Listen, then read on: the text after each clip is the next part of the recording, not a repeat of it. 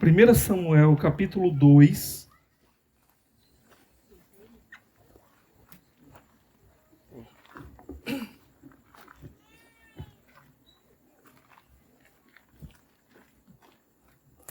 Versos de 1 a 11, só que agora a gente vai ler apenas o versículo 1, tá?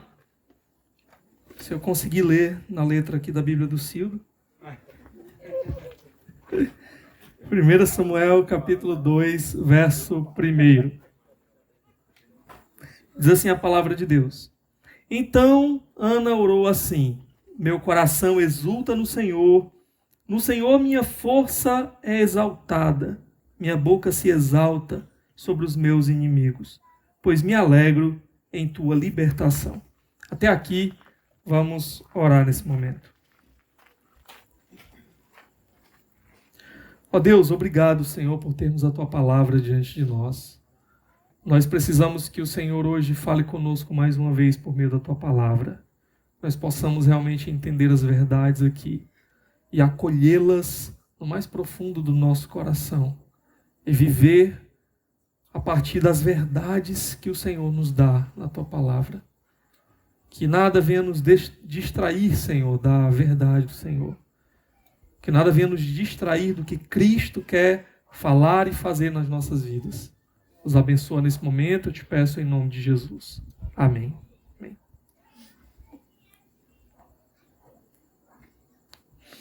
Meus irmãos, todos os anos eu digo que o significado da palavra Natal é nascimento, né? Então espero que todo mundo que já está aqui na igreja há mais de um ano lembre disso.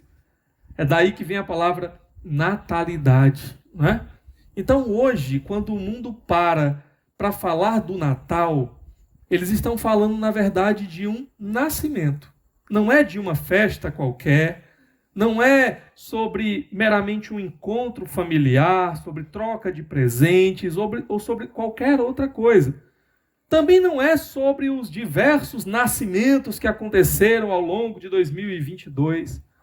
Natal fala de um nascimento muito importante. O nascimento de alguém que dividiu a história em duas partes. Antes e depois dele, Jesus Cristo. O maior de todos os nascimentos. O nascimento inigualável e incomparável, porque é o nascimento daquele que, sendo Deus, não se agarrou ao fato de ser Deus, mas veio se tornar um de nós, para ser o substituto que nós precisávamos, para tomar o nosso lugar e assim poder pagar de uma vez por todas o preço dos nossos pecados. É desse nascimento que fala o Natal. Porém, o texto que nós lemos aqui, ele fala também de um outro nascimento. Aqui nós temos Ana, a personagem da qual nós temos falado nas últimas duas mensagens. Ela está aqui entoando um cântico de louvor, um cântico de adoração. Ela está cantando por causa de um nascimento. Ela que era estéril, recebeu o milagre de poder trazer ao mundo um bebê. Ela que não podia dar à luz, recebeu de presente de Deus um bebê chamado Samuel. Agora, algo interessante é que séculos depois, uma outra mulher vai também entoar um cântico falando de um nascimento, do maior de todos os nascimentos, do nascimento do qual nós começamos falando aqui hoje, do nascimento de Jesus. O texto lá de Lucas, capítulo 1, versos de 46 até os 55, é o famoso Cântico de Maria, onde ela fala ali do nascimento, ela louva a Deus pela bênção de estar grávida e de poder dar à luz ao Filho de Deus. E a grande questão é, por que eu estou trazendo hoje esses dois cânticos juntos aqui para nós? O que tem a ver o cântico de Ana com o cântico de Maria? Todos os comentaristas que eu consultei, eles percebem que o cântico de Maria, ele é influenciado por esse cântico de Ana aqui. Eles não são cânticos idênticos. Você lê aqui, você lê o cântico de Maria, você vai perceber que existem diferenças entre os cânticos.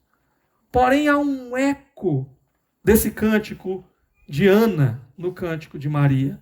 Há temas que são apresentados no cântico de Ana que vão aparecer também lá no cântico de Maria. Certamente, esse cântico que ficou tão conhecido na história do povo de Deus, naquele momento em que Maria recebeu a notícia maravilhosa de estar grávida do Filho de Deus, ela certamente, conhecendo esse cântico, o usou como inspiração para entoar o seu próprio cântico. Encontrou na história de Ana encorajamento para entoar o seu próprio cântico. Além dos temas semelhantes que aparecem tanto no cântico de Ana quanto no cântico de Maria, nós vamos ver alguns desses temas hoje aqui. A outra coisa interessante, a situação dos dois cânticos ela é muito parecida. Nós temos duas mulheres que não podiam dar à luz. A primeira porque era estéril, Ana era estéril. E miraculosamente recebeu do Senhor essa bênção de poder dar à luz. No caso de Maria, porque era virgem. Então, ali no seu caso é um milagre ainda maior, sem participação de homem algum. Maria vai dar à luz um filho, por obra do Espírito Santo, como nós lemos hoje aqui também, mais cedo numa das leituras bíblicas.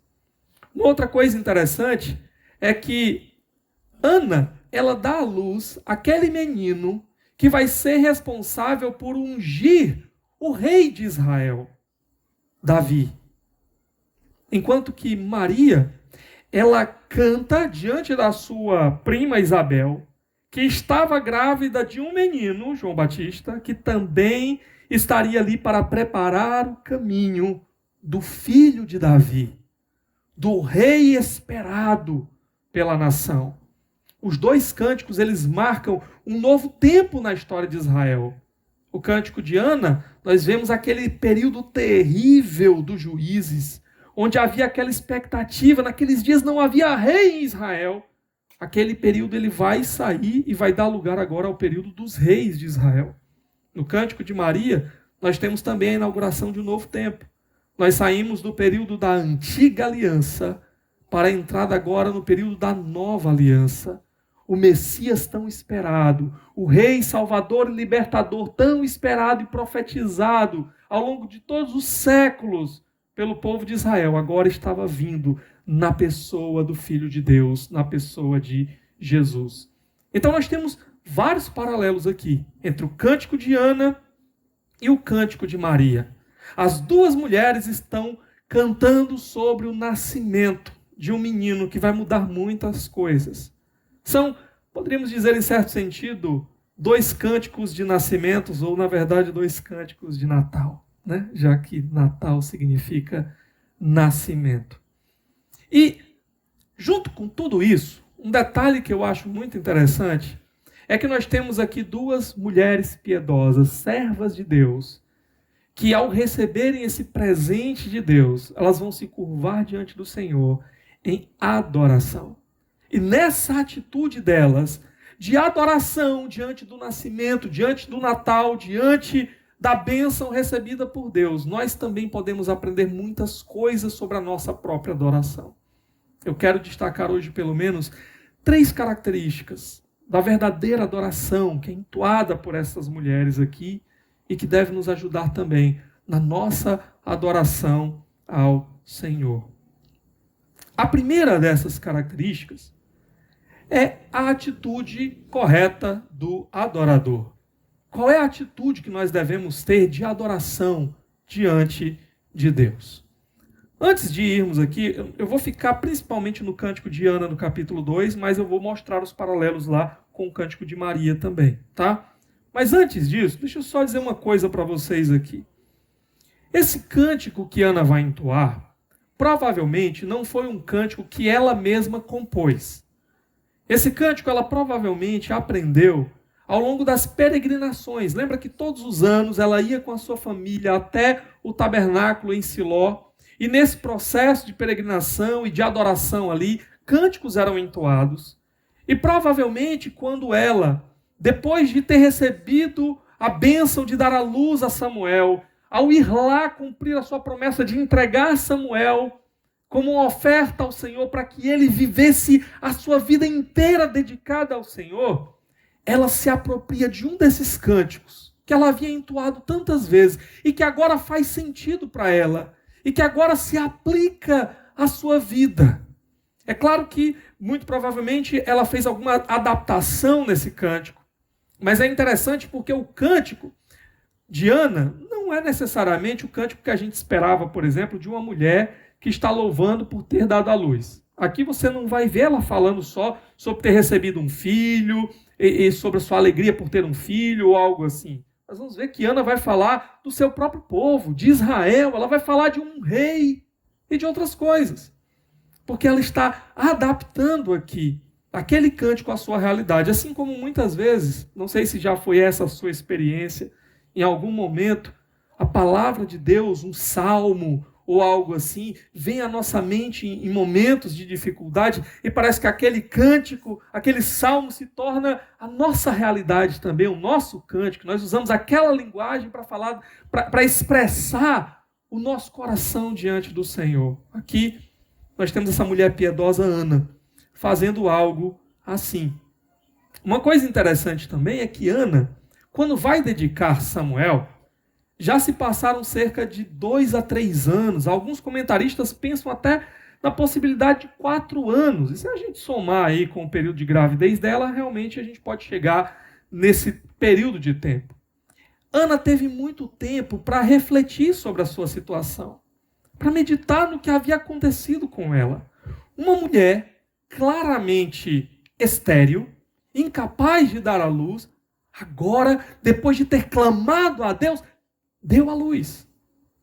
Que histórias nós já conhecíamos antes aqui de Ana, e Ana conhecia essas histórias também, de mulheres que eram estéreis e deram à luz. Nós poderíamos mencionar, por exemplo, o caso de Sara, a esposa de Abraão. Deus havia prometido, né, que ele seria o pai de uma grande nação. Sara, estéril, foi dar à luz já na velhice. Nós poderíamos falar do caso de Rebeca, esposa de Jacó. Nós poderíamos falar, antes disso mesmo, né? O caso de... Quer dizer, nós poderíamos falar também do caso de Raquel. Poderíamos falar de várias mulheres. Poderíamos falar, inclusive, do caso da mãe de Sansão, aqui no período dos Juízes, que era estéril e deu à luz seu filho. O ponto que eu queria destacar aqui para nós é que em todos esses casos, uma mulher estéril receber o presente de dar à luz um filho não era um presente somente para ela e para a sua família. Em todos esses casos, aquele filho dado era também um presente para o povo de Deus, para a nação. Todos esses meninos nascendo de mulheres estéreis apontava para uma realidade. O plano de Deus, a promessa de Deus, os propósitos de Deus estavam se cumprindo e isso não dependia da força do homem, porque nenhum desses homens eram capazes de fazer estéreis darem à luz, mas dependia unicamente de Deus. Então, uma mulher estéril como Ana, de repente dar à luz a um menino, ela deve ter se perguntado, será que esse menino também vai ter um papel importante no plano de Deus e para o povo de Deus? Eu penso que foi um questionamento que surgiu no coração de Ana. E por isso que quando ela vai cantar aqui, ela não fala só de si, mas ela fala do povo. Ela tem uma expectativa desse menino que vai viver agora para o serviço do Senhor, não de ele trazer algum tipo de benefício ou alegria somente para ela e sua casa, mas de ele ter algum tipo de participação no plano de Deus para o povo de Deus. Então, diante de tudo isso, qual é a atitude de Ana como essa adoradora aqui? O verso 1, ele vai dizer, então Ana orou assim. E antes da gente olhar para a oração de Ana, só uma questão interessante, tá? Se eu não me engano, essa é a 5ª vez que é mencionado que Ana orou. Ana era uma mulher de oração. Mesmo antes de receber a bênção do Senhor, durante todos os anos em que ela permaneceu estéril, imaginando talvez que havia sido abandonada, esquecida, amaldiçoada por Deus, Ana é destacada para nós aqui pelo autor como uma mulher de oração. ela perseverou aos pés do Senhor, orando ao seu Deus, falando para aquele que podia ouvi-la, para aquele que ela sabia que havia cerrado o seu ventre, mas que também podia abrir o seu ventre. O que ela ora? Ou canta, né? Já que essa oração é também um cântico, é um tipo de salmo, né? Essa oração de Ana aqui. O texto diz: meu coração exulta no Senhor minha força é exaltada, minha boca se exalta sobre os meus inimigos, pois me alegro em tua libertação. Ana está completamente entregue aqui em adoração a Deus e em alegria diante do Senhor. As expressões que ela usa, ela fala, o meu coração exulta. Ela fala, a minha força. Ela fala, a minha boca se exalta. Coração, força, boca. Parece a maneira que nós vamos encontrar em outros lugares da Bíblia para se referir ao seguinte: Senhor, por inteiro eu estou na tua presença e te adoro. Lembra quando a palavra de Deus nos ensina que nós devemos adorar com toda a nossa força, com todo o nosso entendimento, com todo o nosso coração? É como se Ana aqui estivesse fazendo isso. Ela está por inteiro entregue diante do Senhor, cheia de alegria. E como essa Ana é diferente da Ana que a gente viu em outras ocasiões, né? Ana, agora, de uma mulher abatida, lá no capítulo 1, verso 8, fala que ela estava angustiada no seu coração. Agora ela diz que o seu coração exulta. O seu coração salta de alegria. Ana, que era aquela mulher sem força, que não queria mais nem comer, é agora uma mulher que diz que o Senhor exaltou sua força. É muito interessante. Na língua hebraica, a palavra aqui, Ana está dizendo assim, o Senhor levantou o meu chifre. Né? Uma expressão para a nossa cultura não faz muito sentido. Mas para aquela cultura lá, essa era uma figura de vitória militar. Era como os reis, por exemplo, às vezes se retratavam como touros indomáveis, que com seus chifres aniquilavam a presa, e ao levantar aqui o chifre, né, o sangue da vítima ali, ele mostrava todo o seu poder, toda a sua força. Ana aqui prevaleceu, ela teve vitória sobre os seus adversários. A gente pode pensar aqui no caso de Penina, né, que é descrita como a sua adversária. Ana mostra que Deus a levantou e a capacitou e restaurou completamente a sua força. Ela exibe agora, através desse filho, a sua vitória, a sua força. O texto fala também da sua boca. É interessante que Ana antes era provocada por Penina, provocada por sua rival. Agora o texto fala da sua boca sendo exaltada. E é difícil para nós também entendermos essa expressão. Mas parece, alguns até entendem, sugerem, que seria, Ana estaria com um sorriso largo, né, de orelha a orelha, acima daqueles que antes falavam contra ela, daqueles que a diminuíam, que a insultavam. Ou Ana abriu a sua boca completamente para louvar ao Senhor diante dos seus adversários. Há até uma possibilidade de que ela abriu a sua boca para devorar os seus inimigos. Mas o fato é que Ana é essa mulher que agora está aqui de pé, exultando, cheia de alegria e completamente rendida em adoração diante do Senhor. Eu falei para vocês que Ana, de certa maneira, é também uma representante do próprio Israel. Israel, aquela nação estéril, espiritualmente estéril, incapaz de produzir um libertador. Todos os juízes de Israel não foram capazes de colocar Israel de volta no caminho correto, no relacionamento correto com Deus. Ana era essa mulher, vivendo nesse período dos juízes, que também era estéril. Mas Deus está mostrando que Ele ainda pode fazer a estéril frutificar.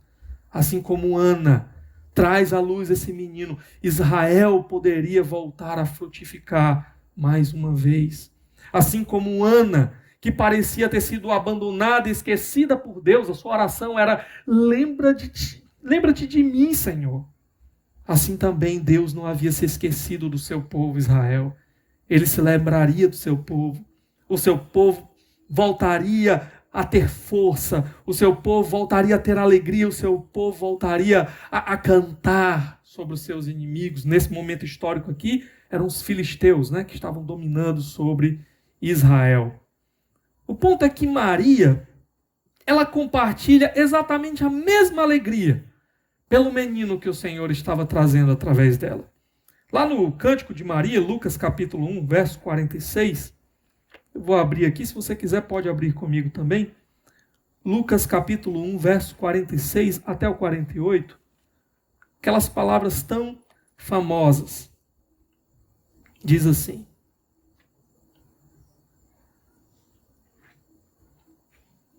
Então disse Maria, minha alma engrandece ao Senhor, e o meu espírito se alegra em Deus, meu Salvador, pois atentou para a humildade da sua serva. De agora em diante, todas as gerações me chamarão bem-aventurada. Maria usa a mesma expressão. O Senhor se lembrou da sua serva. Assim como o Senhor havia se lembrado de Ana, Ele olhou para a sua serva humilde aqui. E ela fala o quê? O meu espírito, a minha alma. Em outras palavras, aqui é um paralelo, é uma maneira de ela dizer, com todo o meu ser, eu exulto no Senhor. Eu me alegro no meu Deus. É a mesma atitude de Ana aqui. Ana fala, voltando lá para o capítulo 2, no finalzinho ela diz, pois me alegro, verso 1, né? Pois me alegro em tua libertação, ou em tua salvação. A salvação de Ana, que ela se refere aqui, é basicamente o seu livramento da vergonha. É basicamente aqui o seu livramento do desprezo, da angústia, da percepção errada de ter sido abandonada e esquecida por Deus, de não fazer parte da comunhão com Deus. Ela foi liberta disso. Seu relacionamento foi restaurado com o Senhor. Ela vê que esse menino, daqui a pouco ela começa a falar da própria nação de Israel, esse menino também poderia ser um canal, um instrumento nas mãos de Deus, para trazer livramento, salvação para Israel, para restabelecer o relacionamento quebrado entre Israel e o seu Deus. Um ponto aqui para nós, irmãos, é que se Ana podia louvar e exaltar com tanta alegria ao Senhor, pelo menino que estava nascendo, por Samuel, e nessa esperança, expectativa do que ele poderia ser nas mãos do Senhor, em favor do seu povo, nós hoje temos muito mais razão para cantar e louvar. Muito mais. Porque é um menino muito maior do que Samuel já veio. O nosso Salvador Jesus, aquele sobre quem Maria cantou tanto tempo depois. Aquele que, sendo Deus, se fez homem. Aquele que veio tomar o nosso lugar. Nós temos muito mais razão. Deus deu o seu próprio Filho para nós. Deus deu o seu próprio Filho para mudar não um momento histórico que nós estávamos vivendo, mas para mudar completamente a nossa história e a nossa eternidade. Ele deu o seu Filho, o seu único Filho. Ana estava aqui também, lembra da ocasião? Ela estava no momento, um dos momentos mais difíceis da sua vida. Ela está dando aqui a oferta mais difícil que ela podia dar. Ela está entregando seu próprio filho para o Senhor. Ela está louvando agora, mas daqui a pouco ela vai voltar para casa. E o filho tão esperado, o filho que era impossível ter, esse menino vai ficar longe dela. Ele vai ficar em Siló. Ela vai voltar para os montes de Efraim. O seu filho, tão querido, esperado e amado, vai ficar em Siló. Ela provavelmente só vai encontrar com esse menino uma vez por ano, quando descer para Siló. Ela não vai criar o seu filho tão querido, tão amado, tão desejado, tão esperado. E a gente olha para essa cena e a gente se pergunta, como é que essa mulher, nessa situação, pode estar pulando de alegria ao fazer essa oferta? O texto ele faz questão de enfatizar para nós. E Ana parece que queria deixar claro: eu estou fazendo a oferta mais difícil, a que rompe parte o meu coração, mas isso não é contrário à alegria de saber que eu estou fazendo aquilo que agrada ao Senhor. Por que que Ana pode, mesmo diante desse momento tão difícil, desfrutar dessa alegria na presença do Senhor?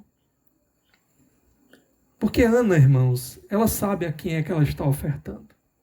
Ela sabe nas mãos de quem ela está colocando o seu filho. Ela sabe que nas mãos do Senhor é o melhor lugar e o lugar mais seguro para depositar o seu filho. Jesus vai dizer depois para nós, né? Das mãos do Senhor, ninguém pode nos arrebatar. Ninguém pode nos arrancar. Ele é o bom pastor que dá a vida pelas suas ovelhas. As mãos do Senhor é o melhor lugar para colocarmos não apenas os nossos filhos, mas a nossa própria vida. É nas mãos do Senhor. É submetendo a vontade dele aos propósitos dele. É por isso que no último domingo nós tivemos aquele momento aqui de consagrar os nossos filhos, de colocar os nossos filhos e clamar: Senhor, recebe os nossos filhos, que eles sejam colocados nas tuas mãos e que o Senhor faça com eles o que o Senhor quiser, porque nós confiamos que a vontade do Senhor ela é boa, perfeita e agradável. E que se Ele quiser usar os nossos filhos em qualquer lugar, longe de nós inclusive, Ele pode fazer, porque nós sabemos que ali será o melhor lugar para os nossos filhos estarem. Meus irmãos, nosso Deus é um Pai amoroso e poderoso. Ele tem todo o poder em suas mãos, toda a sabedoria, todo o amor. Nós podemos descansar neles. É por isso, meus irmãos, que eu não posso passar por um texto como esse e não dizer para vocês quão grande é o meu desejo de empurrar os meus filhos na direção do Senhor. Quão grande é o meu desejo de ter a convicção de que eles estão nas mãos do Senhor. Porque ali é o lugar mais seguro para os meus filhos. É ali que eu quero que eles estejam. É ali, é nas mãos do Senhor, onde eu quero colocá-los. E o que eu puder para fazer, para colocá-los ali. É por isso que eu me esforço para trazê-los aqui.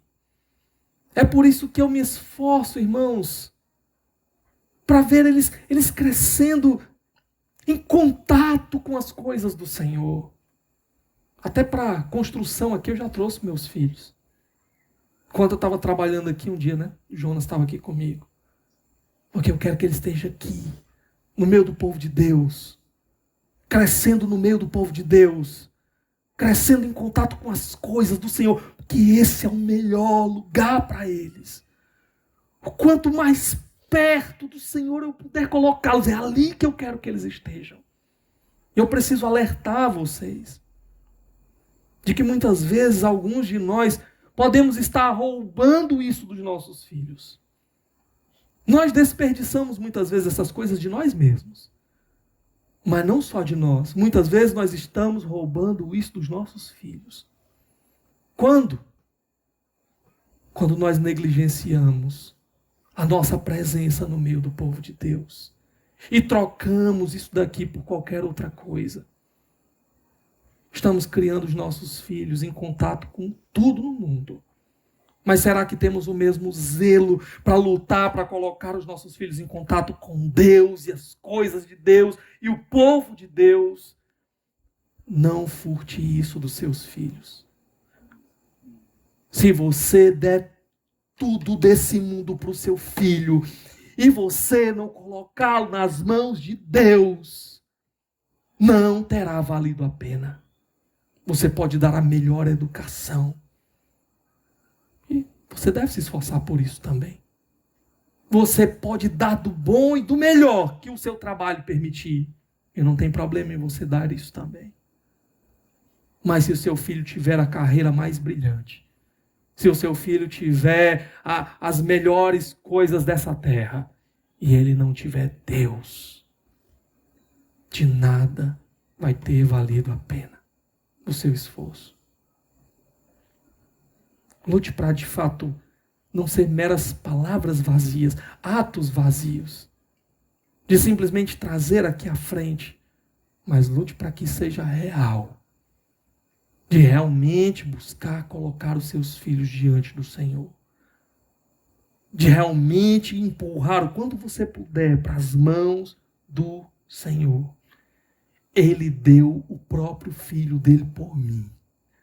Eu quero entregar o meu filho, a minha filha, nas mãos dele também. Porque ali é o lugar mais seguro. Os meus filhos podem não ter grande sucesso aos olhos do mundo aqui nessa terra. Se eles tiverem o Senhor, eles terão a eternidade. Eles terão a alegria que nunca acaba. Eles podem ser, como a gente fez aqui domingo passado, missionários numa terra esquecida pelos homens e por Deus não. Deus estará com seus olhos sobre ele. Deus se alegrará neles. Eles estarão em eternidade com ele.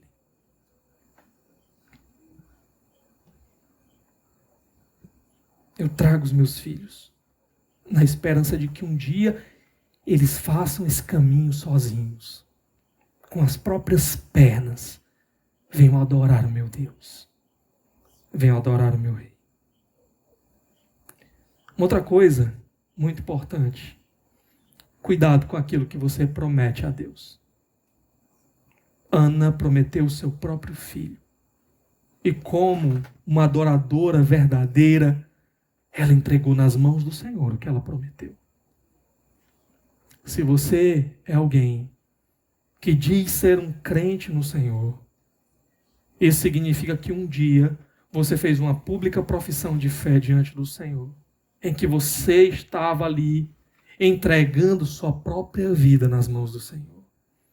A pergunta que eu quero fazer para você hoje é: você tem buscado cumprir essa promessa, esse voto que você fez ao Senhor? Você tem de fato entregado a sua vida a Ele? Que lugar o Senhor tem tido na sua vida? Deus, eu entrego tudo nas tuas mãos. A minha vida é tua. Tu és o meu dono. E na prática, como tem sido? E no dia a dia, como tem sido? Como tem sido seu relacionamento com o Senhor? Qual tem sido o seu lugar, o seu papel nos planos e propósitos de Deus nesse mundo? Como você tem usado a sua vida realmente para trazer glória a Deus? Como você tem servido a Deus com sua vida? Com seu tempo? Com seus recursos? Em que medida é verdade? Em que medida você de fato está cumprindo o voto que um dia você disse fazer a Deus? De entregar a sua vida para Ele. Medite nessas coisas. A postura de Ana, assim como a de Maria, é de entrega total, alegre, jubilosa na presença de Deus. Essa é a atitude do adorador. Há um povo que adora a Deus somente com os lábios. Jesus disse para nós: mas o seu coração está longe. Há um povo que muitas vezes é sincero, mas é errado. O Senhor espera que nós, de fato, estejamos comprometidos com Ele.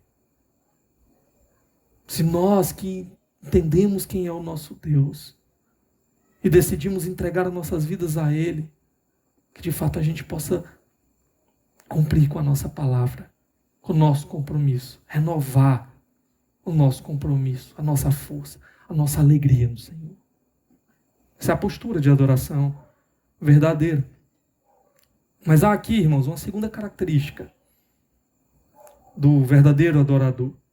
E a segunda característica é a sua convicção acerca do Deus a quem ele adora.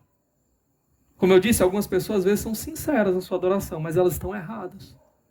Porque elas adoram um falso Deus. Um Deus que não é o Deus verdadeiro.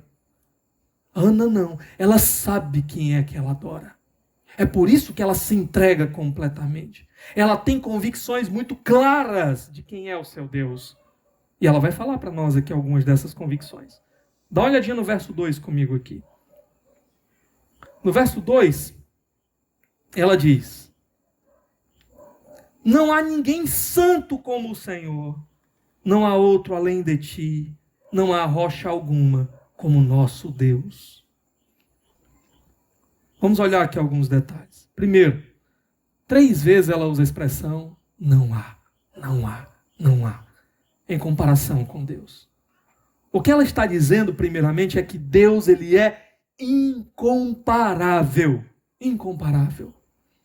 E a palavra que ela usa para Deus aqui é Yahvé. Está traduzido na nossa Bíblia como Senhor, né? Letra maiúscula. Mas é o nome de Deus. O nome do Deus de Israel. Yahvé, Jeová, Javé, Yahweh. A pronúncia foi perdida. Mas a escrita a gente sabe como é. Ela está aqui dizendo que o Deus de Israel é incomparável. E essa é uma afirmação extremamente importante. Porque a gente viu ao longo de todo o livro de Juízes o povo de Israel se voltando para outros deuses.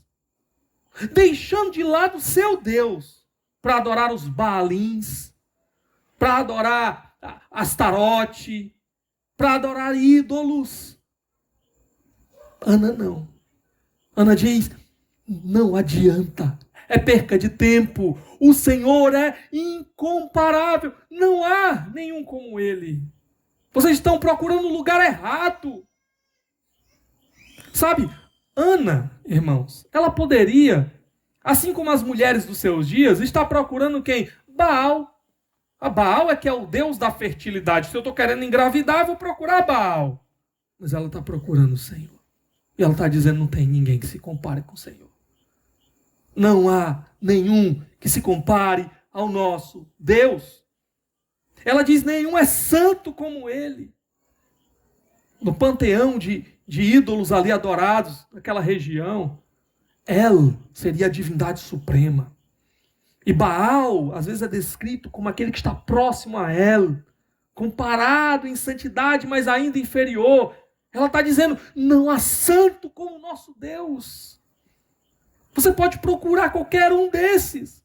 Nenhum será puro, perfeito, intocado pelo mal, pelo pecado. Santo como o nosso Deus.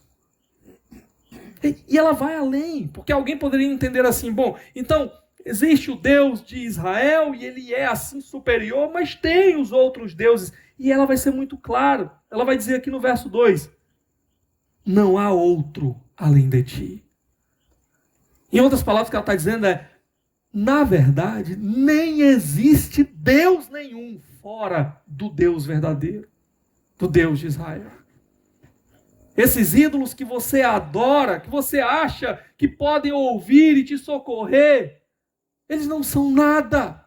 Eles são falsos. Eles não existem. A oração de Ana é completamente politicamente incorreta. Ela tem a coragem de dizer, o meu Deus é o Deus verdadeiro. E todos os outros são ídolos fabricados pelas mãos ou pelas invenções dos homens. Ou pelas artimanhas de Satanás.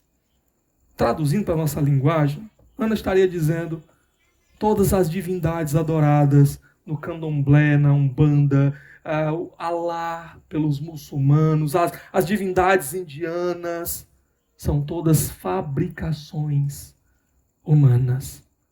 Não passam de nada, porque o único Deus verdadeiro é o nosso Deus. É Yahvé, é Jeová.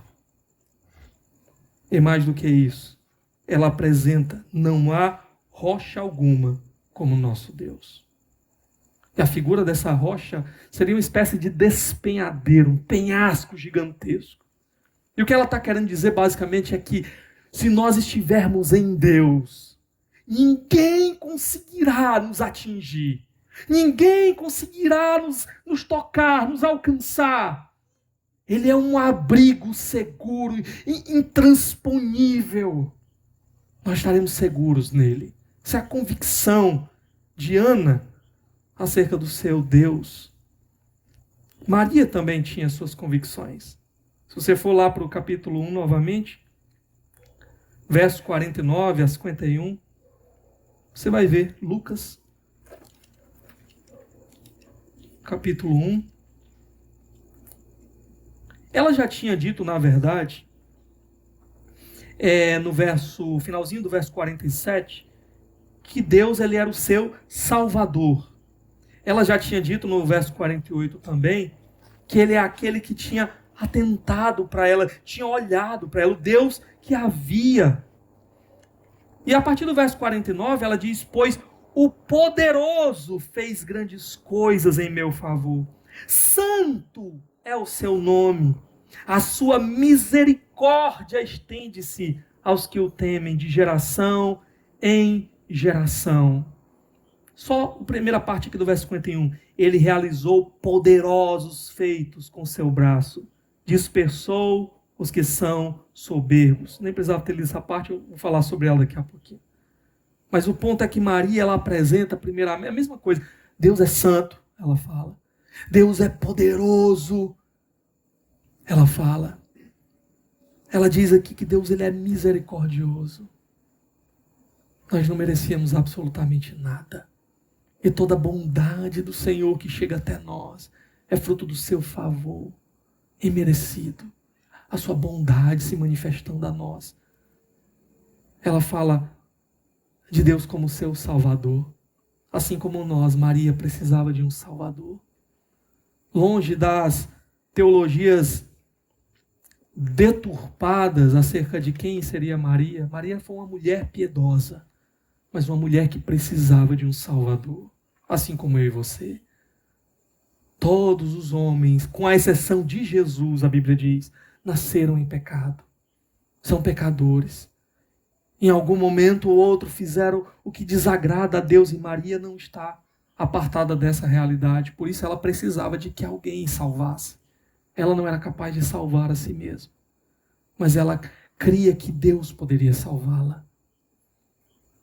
E ela diz que Deus se lembrou dela.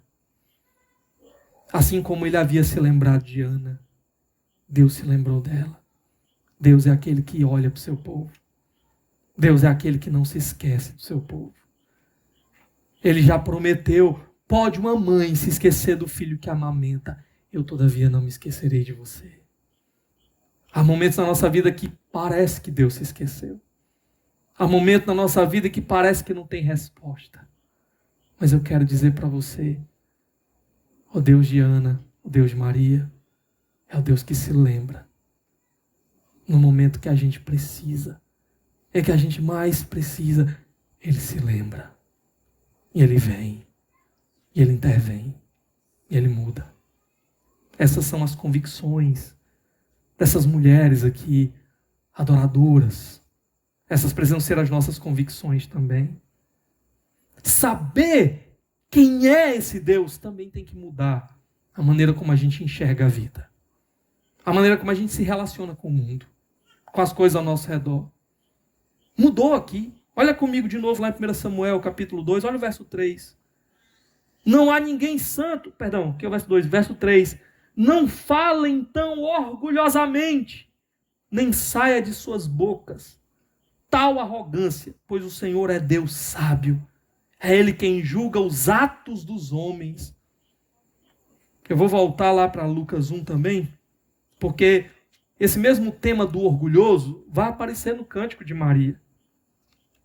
Lucas 1, verso 51, parte final do versículo 51, ele vai dizer: dispersou os que são soberbos ou orgulhosos, no mais íntimo do coração.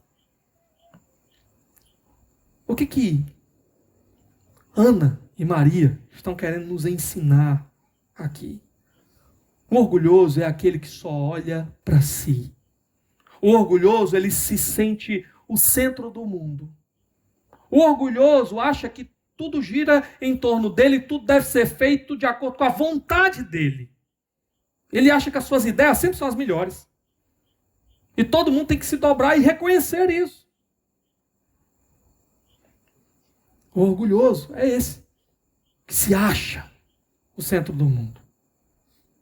E o que essas mulheres estão dizendo aqui é que Deus, ele olha para o humilde. Deus, ele se lembra e ele vem em favor daquele que sabe que precisa de Deus. E que sabe que não é a sua sabedoria, mas a sabedoria de Deus é que conta. É Deus que sabe o que é melhor, não eu. Eu me engano o tempo todo, Deus não. Que precisa de Deus e que corre para os pés do Senhor.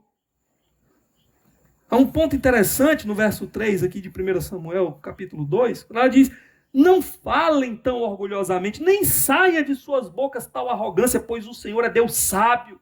É Ele quem julga os atos dos homens.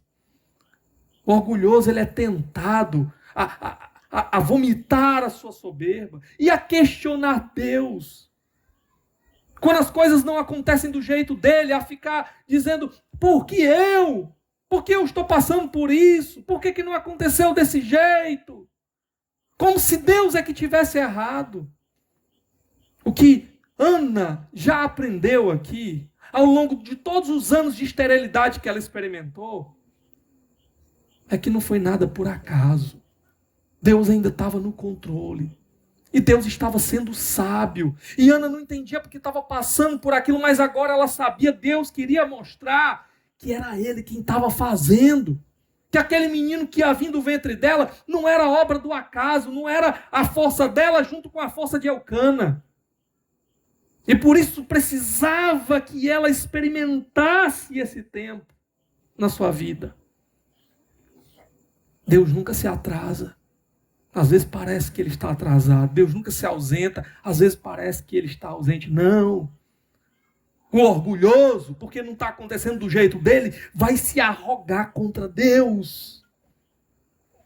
O humilde se submete e diz: Deus, tu sabe. O que muitas vezes eu penso que é bom para mim, na verdade é a minha perdição. Mas o Senhor só tem o que há de melhor para mim, por isso eu me submeto. Eu não sei por que isso está acontecendo, eu não sei quanto tempo isso vai durar, e não sei como será o amanhã, mas eu me coloco nas tuas mãos, confiando que o Senhor é que é sábio, não eu. É só quando nós somos levados a esse nível que nós aprendemos a depender de verdade de Deus. E aí a gente começa a dar os passos e andar com Deus. E agora, o que Ana vai fazer é que ela vai mostrar uma série de exemplos de como Deus ele frustra a sabedoria dos sábios. E de como Deus é aquele que tem o controle absoluto de tudo. E Ele reverte as situações na hora que Ele quer. No momento que Ele quer. Ana tem uma plena convicção da soberania absoluta de Deus. Deus é que está no controle de tudo. Frustrando as pretensões dos orgulhosos que acham que tem controle de alguma coisa e não tem. O plano de Deus para a nossa salvação foi uma completa frustração nas ideias dos orgulhosos, não é? Imaginávamos que viria um guerreiro poderoso, talvez um segundo Sansão, destruindo os inimigos todos e fazendo o que ele queria. Deus mandou um bebê. Deus mandou o seu filho como menino. Alguém já disse, não é? Todo menino quer ser homem. Todo homem quer ser rei. E todo rei quer ser Deus. Mas só Deus quis ser menino.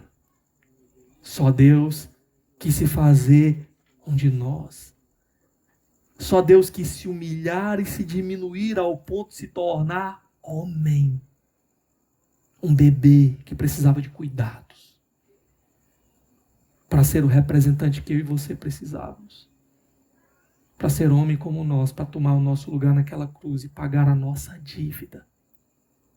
Precisávamos que um homem morresse no nosso lugar.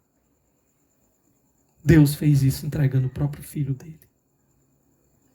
E aqui ele vai mostrar como ele reverte as coisas e ele frustra as pretensões dos orgulhosos. Olha o verso 4. Capítulo 2, 1 Samuel, verso 4. O arco dos fortes é quebrado, mas os fracos são revestidos de força. Olha o verso 5. Os que tinham muito agora trabalham por comida, mas os que estavam famintos agora não passam fome. A que era estéril deu à luz 7 filhos, mas a que tinha muitos filhos ficou sem vigor. Aquele que confia no poder da sua força, no seu arco, na sua pontaria, de repente se vê com um arco quebrado. De repente se vê sem força. Enquanto aquele que nada era, é levantado por Deus a uma posição de destaque. Será que a gente não pode se lembrar de José, lá no Egito? De um prisioneiro a vice-imperador do Egito. Aquele que colocava sua confiança nas riquezas, que tinha muito, de repente perde tudo. E aquele que não tinha nada é retirado da miséria. A figura aqui do monturo, né? A figura do lixo, do pó.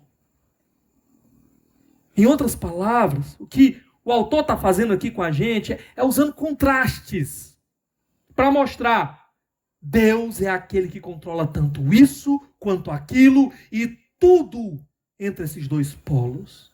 Ele é o soberano, faz tudo como ele quer. Ele tem controle sobre absolutamente tudo. Essa ideia ela vai aparecer também lá no Cântico de Maria, versos 52 e 53. Não vou ler com vocês agora, para a gente ganhar mais tempo aqui. Pode ler depois, tá? A figura aqui da estéril, dando luz filhos. É ele que cerra e ele que abre o ventre. Fala aqui de 7 filhos, né? Não é a Ana falando de si mesma, né? E nem dizendo que ela teve 7 filhos, só tinha tido Samuel, né? Até aqui. Mas já dando um spoiler para vocês, depois ela vai ter outros meninos, tá? Outros filhos, né? Não vai ser 7 não, tá? Mas vai ter outros. Mas o 7 aqui é a ideia de completude. Deus faz com que uma mulher estéril tenha a plena capacidade de produzir tantos filhos quanto o Senhor deseja. Enquanto que aquela que se exaltava na sua saúde, na sua força, pode enfraquecer do dia para a noite. Essa é a ideia das figuras aqui, né? Olha o verso 6. O Senhor mata e preserva a vida. Ele faz descer a sepultura e dela resgata. Deus tem o controle sobre a vida e a morte. E fala aqui de um passo além. Até aquele que morre, ele pode tirar da morte e ressuscitar. Aqui já um vislumbre, né, daquilo que o próprio Senhor Jesus faria. Ele venceu a morte. Ele ressuscitou como uma prova cabal diante dos nossos olhos do poder de Deus e daquilo que vai acontecer com as nossas vidas. Paulo disse, se os mortos não ressuscitam, nós somos os mais miseráveis dos homens, porque é nisso que a gente crê. Porque um dia, mesmo que morramos, Ele nos ressuscitará para vivermos para sempre com Ele. Como Ele fez com o seu próprio Filho. Como Ele fez deixando aquele túmulo vazio, provando que suas promessas são confiáveis. Ele pode arrancar de onde ninguém pode entrar. Lá, algumas versões trazem, né, o Sheol. Lá na região dos mortos, ele pode ir lá e arrancar de lá, da sepultura. Os versos 7 e 8. O Senhor é quem dá pobreza e riqueza. Ele humilha e exalta. Levanta do pó o necessitado. E do monte de cinzas ergue o pobre. É aqui a expressão que eu tinha usado, né? Monturo. Ele os faz sentar-se com príncipes e lhes dá lugar de honra. Mais uma vez, exemplo de José sempre me vem à mente. Nessas situações, né, de mudança completa do cenário, da condição. Deus controla tudo isso. Ele nem sempre vai fazer, nem sempre ele vai pegar o humilde e colocar numa posição elevada, e nem sempre ele vai pegar o rico e jogar numa condição de dificuldade, nem sempre. Ele vai agir sempre de acordo com a sua sabedoria. Ele não perdeu o controle. O salmista, lá no Salmo 73, ele não entendeu muito bem isso. Ele disse, né? Olha, eu olhava para a vida do rico, olhava para a minha vida, eu pensava, Senhor, foi em vão que eu lavei as minhas mãos na justiça, porque o ímpio lá parece que só prospera, fica cada vez mais rico. Fala assim, até que estava ficando mais gordo, né? Ele disse, ele fala, quase me resvalaram os pés, quase que eu caí pensando nessas coisas, né? Até que eu atentei para o fim deles. Até que eu entrei no templo e atentei para o fim deles. Deus, na sua soberania, controla tudo isso. E pode mudar o cenário. Quantos a gente não conhece? Quantas pessoas? Que estava aqui, de repente foi para cá, e que estava aqui, de repente foi para cá. Deus pode mudar isso a qualquer momento. Nem sempre Ele vai fazer, mas há um dia em que toda a justiça será estabelecida. Todos estarão diante dele para prestar contas. Ricos e pobres. E classe média também, né? E aí a gente chega aqui no finalzinho do verso 8. Quando ele diz assim: pois os alicerces da terra são do Senhor, sobre eles estabeleceu o mundo. Em outras palavras, ele está dando uma razão. Sabe por que Deus tem todo o poder para fazer tudo isso? E ele tem um controle, e ele é justo e sábio. Porque foi ele que fez tudo. Ele lançou os alicerces da terra. Ele construiu tudo. Ele é o soberano, o criador, o dono. E pode fazer o que ele quiser.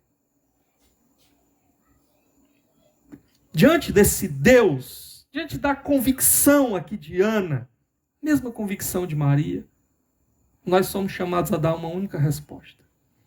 É confiarmos nesse Deus. É dependermos desse Deus. E obedecermos a esse Deus no que quer que Ele nos mandar. Não importa a situação, podemos nos lembrar, Deus ainda tem o controle. E Ele pode reverter completamente. E se Ele não reverter, eu sei que é para o meu bem.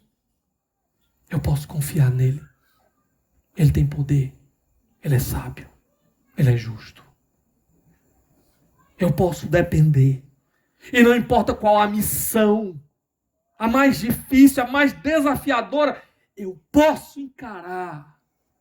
Porque eu sei a quem é que eu sirvo. Eu sei o que ele pode fazer. Eu sei que os seus planos são sempre bons. Só para dar um exemplo bem bobinho para vocês. Esses dias eu estava pendurado lá do outro lado lá do prédio. Estava eu e o irmão filho lá, né? Estava apertando lá uns arames. E eu olhei para cá. E eu disse assim, irmão filho, o desafio é muito grande, né? A gente olhou assim de lá para cá, né? Viu o prédio assim. Esse irmão filho, o desafio é muito grande, né? Como é que a gente encara um negócio desse? Estava fazendo as contas aí com o engenheiro, né? Nessa obra aí. Por baixo, irmãos, a gente já gastou mais de 100 mil reais aí. Por baixo, viu? Se for juntar com o terreno, né? Foi mais 82 mil aqui. 81 mil. Tudo. Quase 200 mil. Olha lá se não tivesse sido mais do que isso. E a pergunta é de onde é que veio? De onde é que saiu? Quem é que veio aqui dar oferta em dólar para nós, né? Em euro? A única explicação, nosso Deus, que nos desafiou. E a gente encarou. E esse é um desafio pequeno aqui, tá? Mas a gente pode confiar que Deus vai fazer. Ele não deixa faltar. Ele nos usa nesse processo. A gente pode descansar nele. Que na hora certa, Ele faz. É por isso que a gente pode se alegrar também nesse Deus. É por isso que Ana entrega o seu próprio filho, ela pode ficar cheia de alegria. Olha nas mãos de quem eu estou botando meu filho. do Deus Todo-Poderoso, que faz sempre o melhor para o seu povo. O Deus que tem todo o poder e que ninguém pode tocar no que Ele protege. Eu posso me alegrar, Ele está no lugar mais seguro do mundo. Na minha casa Ele não estaria tão seguro quanto nas mãos do Senhor. E a gente chega na nossa terceira característica aqui do verdadeiro adorador, e essa vai ser bem rapidinha, tá? A esperança. Onde é que está a esperança do verdadeiro adorador? Onde é que a gente fixa os nossos olhos? Uma coisa a gente já viu. Em quem é o nosso Deus. O caráter do nosso Deus. Mas há outra coisa aqui. Olha comigo os versos 9 a 10. Ele diz assim: Ele guardará os pés dos seus santos, mas os ímpios serão silenciados nas trevas, pois não é pela força que o homem prevalece. Aqueles que se opõem ao Senhor serão despedaçados. Ele trovejará do céu contra eles, o Senhor julgará até os confins da terra. Até aqui por enquanto. Olha um detalhe aqui, tá? Onde é que está a esperança, a certeza, a segurança dessa mulher que adora? Nas promessas de Deus. Ela fala, os piedosos, os santos. Os santos aqui não é gente que não tem pecado nenhum. Não existe essa pessoa. É gente que está no relacionamento correto com Deus. É gente que, apesar de ser quem é, está lutando com todas as forças para dizer não para o pecado e andar com Deus. E fazer a vontade de Deus. E ter comunhão com Deus. E experimentar a presença de Deus. Ela diz, esses serão cuidados por Deus. Ele vai cuidar. Ele vai conduzir. Ele vai guiar no caminho. Mas aqueles que estão com seus punhos cerrados, aqueles que estão dando as costas para Deus, aqueles que estão querendo viver do seu próprio jeito, terminarão como aqui? Trevas absolutas. Sendo despedaçados. A figura é de ruína, derrocada total. Aquilo que eu falei para vocês lá do Salmo 73. Não interessa se aos nossos olhos parece que o ímpio só prospera e as coisas só dão certo para eles. E o piedoso muitas vezes passa por lutas, dificuldades e é tão difícil. O que interessa é o final do caminho. No final do caminho, Deus cuida dos justos. Deus cuida do seu povo. Mas para os ímpios só há desespero, trevas, destruição. É aqui que está a nossa esperança, irmãos. A nossa esperança na hora da tentação. A nossa esperança na hora que as coisas parecem ser difíceis demais para nós. A nossa esperança na hora que as coisas aparecem, né?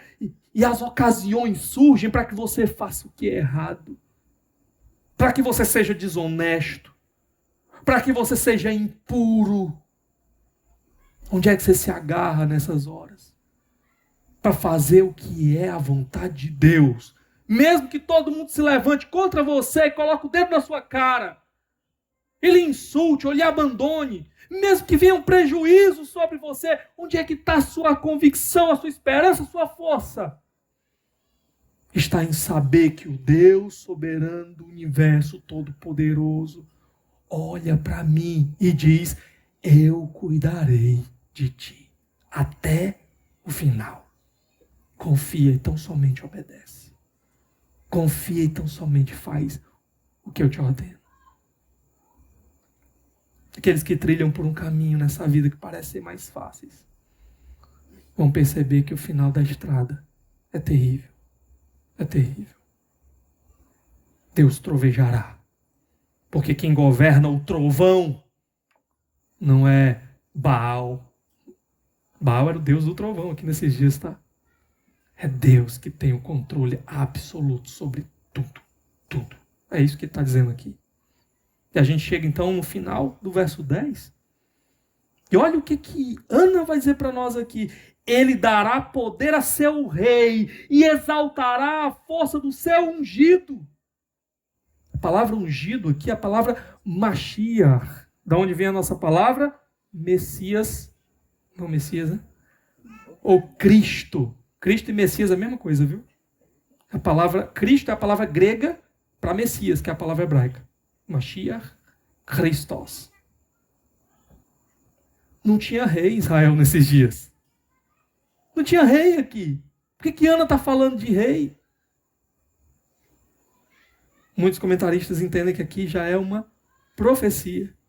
Mas lembra daquela expectativa que o povo, naqueles dias não havia rei em Israel? Naqueles dias não havia rei em Israel. Expectativa. Quando é que vai chegar o rei? Moisés já tinha profetizado que ia ter um dia que haveria rei em Israel. Coração de Ana aqui. Percebe que talvez na vinda desse menino pode haver alguma ligação com o rei que Deus vai trazer. Será que ele vai ser o rei?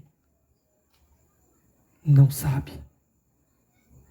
Uma expressão interessante aqui, quando diz, na minha versão diz assim, ele dará poder a seu rei e exaltará a força do seu ungido. A palavra aqui é literalmente levantará o chifre do seu ungido. É a expressão de força. Mas sabe um detalhe? Só adiantando aqui. No dia que Samuel for ser usado por Deus para ungir o rei de Israel, sabe o que ele vai usar? Um chifre com óleo que ele vai levantar e derramar sobre a cabeça do rei. O texto traz essa expectativa do rei. Um rei vai vir aqui nos livros de Samuel. Um rei chegará. Mas Maria, ela vai experimentar a vinda do supremo rei, do perfeito rei. O cântico que ela faz na expectativa do filho do Davi é um rei que não vai simplesmente dar vitória militar para o seu povo, mas vai fazer uma obra de libertação muito mais profunda. Ele vai salvar o seu povo dos pecados dele. Ele vai cumprir as promessas. O texto lá do Cântico de Maria termina ela falando sobre as promessas feitas a Abraão. Deus se lembrando de Israel. Ele vai cumprir as promessas do seu povo. Nós hoje olhamos para trás e entendemos, ele já cumpriu a promessa feita ao seu povo. E aí o texto termina com o verso 11 dizendo, então Eucana voltou para casa em Ramá, mas o menino começou a servir o Senhor sob a direção do sacerdote Eli. Aqui, uma transição. A história de Ana, a história da família de Ana, Eucana, ela vai ficando para trás. Ele volta lá para sua terra. E a lente do autor aqui, ela vai ficar agora sob a figura de Samuel e do sacerdote Eli. Mas isso é para a próxima mensagem, né? Eu quero terminar a nossa mensagem de hoje trazendo apenas duas aplicações para nós. Duas coisas que nós aprendemos aqui com tudo isso que nós vimos, tá? A primeira é que hoje nós estamos aqui mais uma vez celebrando o nascimento.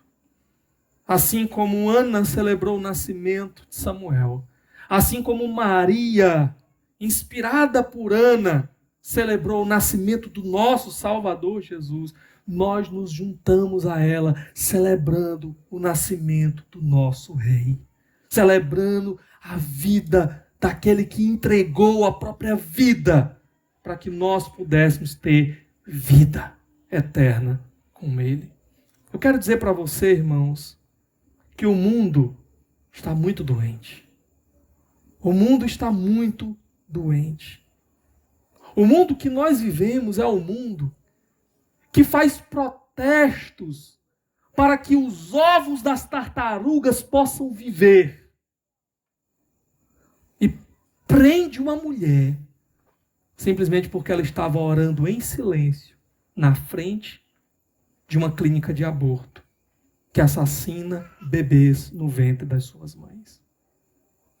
O nosso mundo está doente. E nós somos chamados para ser a luz para esse mundo doente. Nós somos chamados para ser o sal para esse mundo doente. Natal é vida. O cristianismo celebra a vida. Nós celebramos aquele que nasceu. Nós celebramos filhos como bênçãos de Deus, não como problemas a serem esmagados. Nós celebramos como Ana, o filho dado, o filho concebido. Nós somos chamados a nos levantar em favor daqueles que não têm voz. E todas as vezes que eu chego no Natal e eu falo daquele que nasceu, eu não posso deixar de falar daqueles a quem não é dado o direito de nascer, que são exterminados ainda no ventre.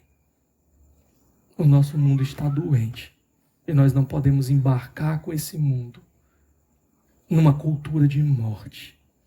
Nós sempre celebraremos a vida, o nascimento.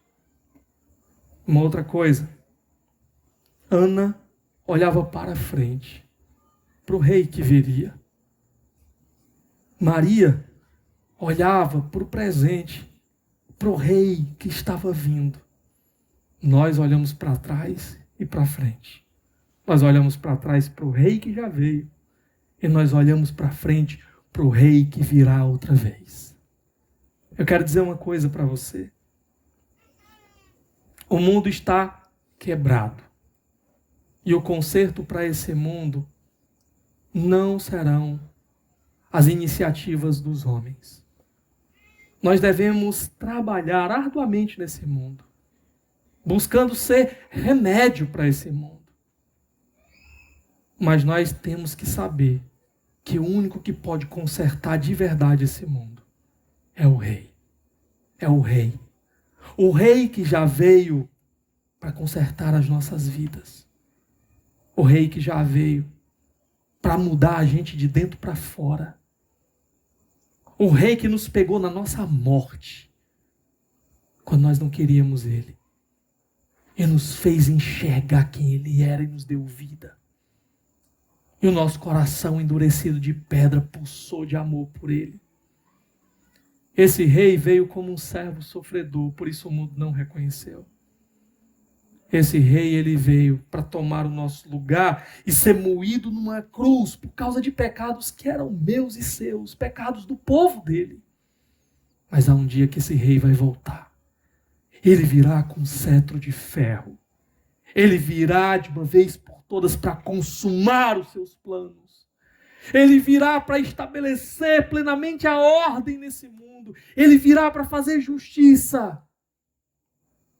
Naquele dia haverá um povo em júbilo, em festa, em cântico, celebrando o Rei que voltou.